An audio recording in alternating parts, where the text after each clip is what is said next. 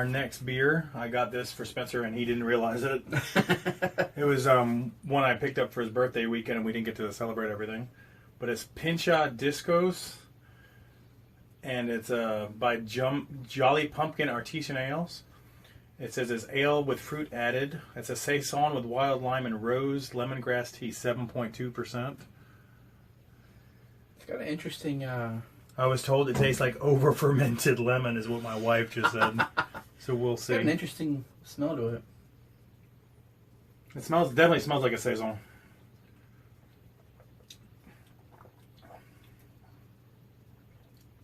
It's got a little... Yeah. A little head jerk. But we've been flipping channels tonight. I just want to say this before I forget. But they had Big Bang Theory, which is one of my favorite shows. And I don't know if anybody watches Little Sheldon. But I was sitting there watching, I was like, God, that guy looks familiar. And it was season 5, episode 11. And Sheldon and the guys are in a bar talking to a guy. And it ends up being Sheldon's dad in the Little Sheldon show. I'm like, that's why they chose him. So, I wanted to get your opinion on this, because he is like the movie guy. Kind of. He's the movie guy. We'll have to do a tour of his movie shelves. The beer guy, yeah, okay. The movie guy. Yeah, he's the guy. The guy who doesn't get out of the house enough. What is your opinion on this whole... I mean, it didn't just start, but it seems to be picking up momentum more and more every day. The whole reboot culture of movies right now. I think they're out of ideas, and it's sad. It is. I mean, because there's so many good books out there, and it's like they only pick up on books that are hot at the moment. That's how Twilight got picked up. Yeah. That's how... and sometimes they rush them, and it's sad because they're such good stories. I'm not saying Twilight's a good story, but like Divergent. I think Divergent was a good storyline. The whole Divergent, Allegiant. Then they had Mortal Engines, which because the first movie didn't do good, they're not going to make the... And Mortal Engines, to me, was such a great concept. Well, it's like... I liked Percy Jackson and the Olympians. And they expect so much money back. They do, but the problem is like, everybody reads these books, and they're so good, they make a lot of money, you know, they got this fan base, and then when they go to make a movie, they're like, yeah, this will never work, so we got to change this, and we got to change this, and like, in that book, the main character was like 12.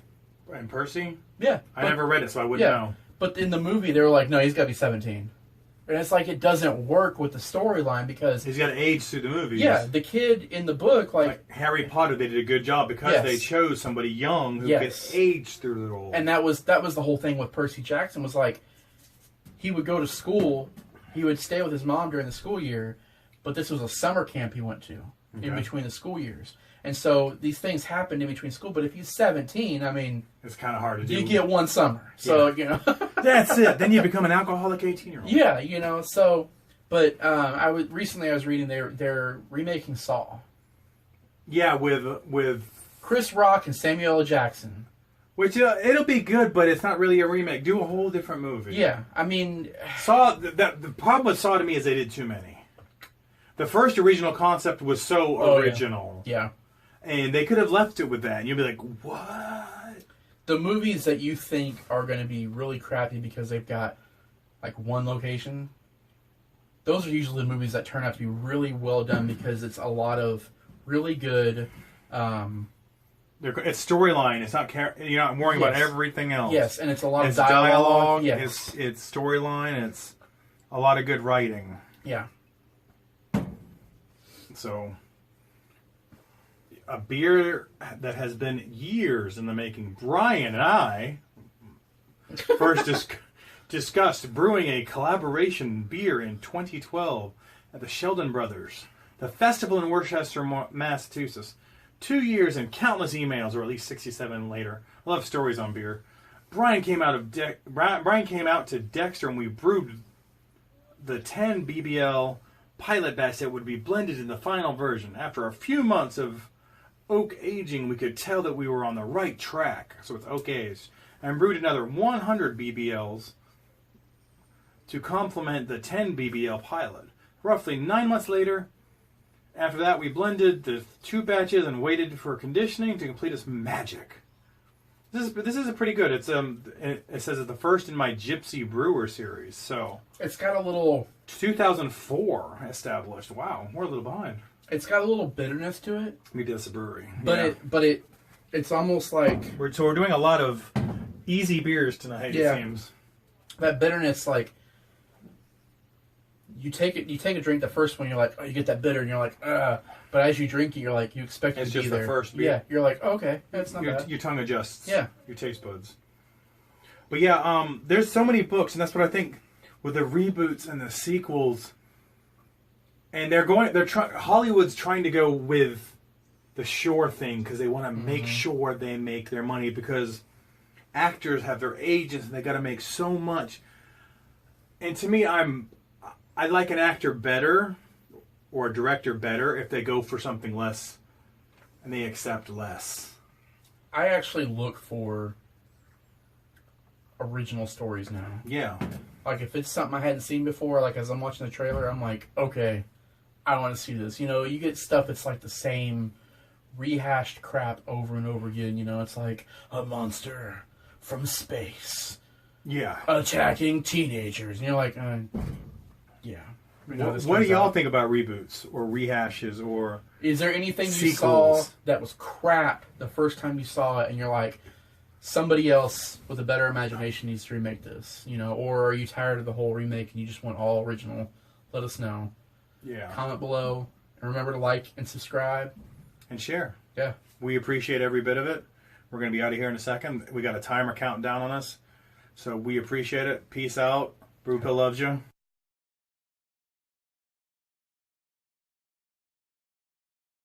Welcome back to the Brewpill. I'm Simon. I'm Spencer. How you doing? You still out there? Tonight we're going a little domestic. We got a free some donations, so we're starting the night with some Michelob Amberbock, which is real simple. I think it's about a 5%. I'm not really sure. They don't publish it. I don't think. 5.1. 5.1. It's a dark. I've always liked Amberbock or most Michelobs. I used to have Michelob Dark when I was younger, which was really tasty. I don't know why they quit making some of the things, but I don't know if Spencer's had an Amberbock. It's my first one. It's pretty good. Pretty easy and simple. I'm putting him on to the new Mr. Rogers' Welcome to the Neighborhood, I think, with Tom Hanks. He hasn't watched it yet, so you'll hear the background. Let's go.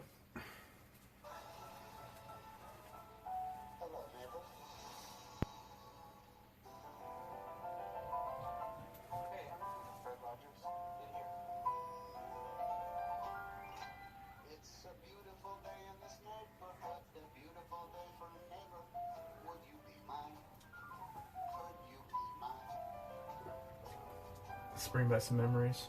Oh, yeah. I don't know if that's the actual set they used, but it looks pretty close. Yeah. I think Tom is like good in everything. Mr. Rogers, I'm here to entertain you. It is so nice to meet you. You okay? Profiling Mr. Rogers. Lloyd, please don't ruin my childhood. This piece would be for an issue about heroes. Do you consider yourself a hero? Those eyebrows. We are trying to meet the world in positive ways of dealing with your feelings. Now, like what? There are many things you can do. You can play all the lowest keys on a piano at the same time.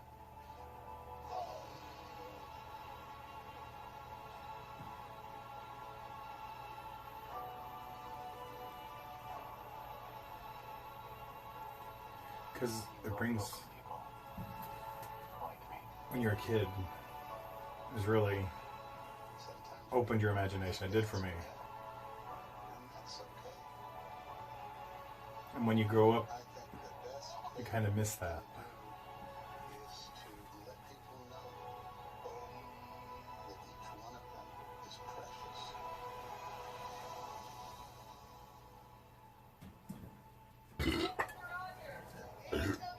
Excuse me.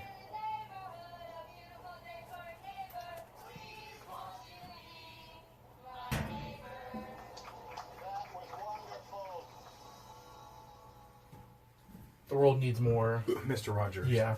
Well, that's what somebody had a meme. They said that's the real reason that Steve Rogers went back in time is to become Mr. Rogers. I think that's a cute thing. Fond childhood memories, you know. My son, he got into watching Mr. Rogers because suddenly on the PBS app, he's been watching Daniel Tiger, which is the new version on PBS, the animated on Daniel Tiger and all the land of make believe. Mm-hmm.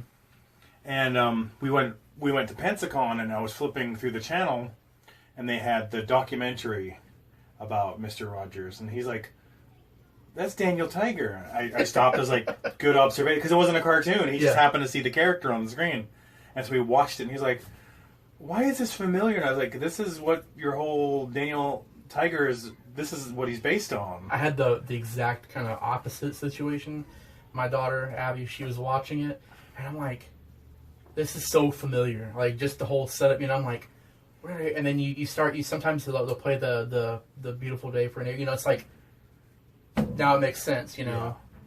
Yeah. And so then when we got home, he put on his tablet one morning, and he's like, "Look, it's here, it's him." And there's a picture, and now they had the live streaming, or not live streaming, but you could watch it on the PBS app. Yeah. So we started watching that, and it's just the music always brings me back, you know. So I think that's great. My opinion is like there needs to be more people like that. Yeah. You know. I read something the other day, and I don't remember the episode. I mean, I think it was before my time, anyways. But everything's before your time. Yeah. I don't look it, but I'm 15. Life's hard. No, this would be illegal if he was 15. Yeah. No. But he's 64. He's still a millennial. There was an episode where he invited this was an African American cop on there because he had been denied access to a public pool because he was African American, and Mr. Rogers had one of those little small pools brought in. Yeah, I remember the pictures of that. And they both sat there with their feet in the water, and it was like, you know, he is I think one of the most decent human beings who ever lived. You know. Yeah. If you could even be halfway as decent as he was, you're on a good track. Yeah. You know, when you see and you read everything, but anyways. Little different on the drinking. Yeah. Throw in Mr. Rogers. Well, I don't think he would have a beer with us. But that's okay. I don't think he judges either. I don't know. He might. You might. You might have one. But and no duels, maybe. I don't know. Okay. I don't know. O'Doul's. I'm sorry, O'Doul's. The taste isn't very. But we'll be back with another subject, and we might even play forth in the skunk beer challenge tonight.